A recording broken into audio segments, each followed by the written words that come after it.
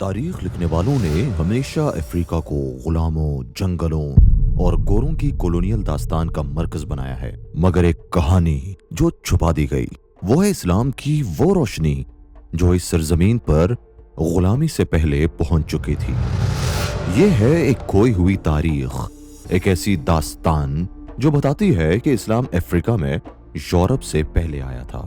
इस्लाम सबसे पहले अफ्रीका की सरजमीन पर 615 एडी में आया, जब मक्का के मुसलमान जुल्म से बचकर हबशा अबेसिनिया में पनाह लेने पहुंचे। यहाँ का इंसाफ पसंद बादशाह नज्जाशी ने उनका खैर मकदम किया और इस्लाम की पहली हिजरत यहाँ हुई। मगर ये सिर्फ शुरुआत थी। जल्द ही अफ्रीका के साहिली शहरों पर मुसलमान ताजिर और इल्म के दीवाने आए।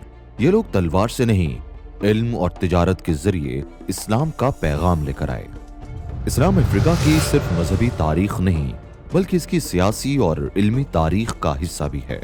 हजारों साल पहले घाना, माली और सुंघाई जैसे ताकतवर मुस्लिम सल्तनतें मौजूद थीं, जो सिर्फ जंग नहीं बल्कि इल्म और इंसाफ का मरकज थीं। टिम्बुक्तु, जो आज एक सुना सुनाया नाम है, कभी दुनिया का सबसे बड़ा इस्लामिक इल्म का मरकज था। यहाँ हजारों किताबें लिखी गईं, जो आज भी दुनिया की लाइब्रेरीज में मौजूद है।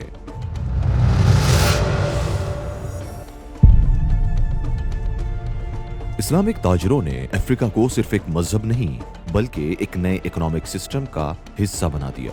घाना और माली जैसे मुल्कों ने अपनी सल्तनतें इस्लामी कवानीन पर चलाईं और यहाँ का सोना और तिजारत पूरी दुनिया तक पहुंच गई। माली का बादशाह मंसा मूसा, जिसे तारीख का सबसे अमीर इंसान कहा जाता है, इस्लाम का इतना बड़ा हामी था कि जब उसने अपना हज किया तो रास्ते में हर जगह सोना बांटा और मिस्र की इकोनॉमी को हिलाकर रख दिया। मगर जो कुछ ये मुस्लिम सल्तनतें हजार सालों में बनाती रहीं, उसे सिर्फ चंद सालों में मिटाया गया।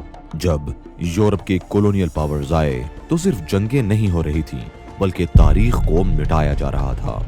इस्लामिक अफ्रीका की किताबें जला दी गईं, उनकी सल्तनतें गिरा दी गईं और नए दौर की तारीख लिखने वालों ने ये बताना शुरू कर दिया कि अफ्रीका सिर्फ जंगली लोगों का मुल्क था, मगर असल कहानी कुछ और है।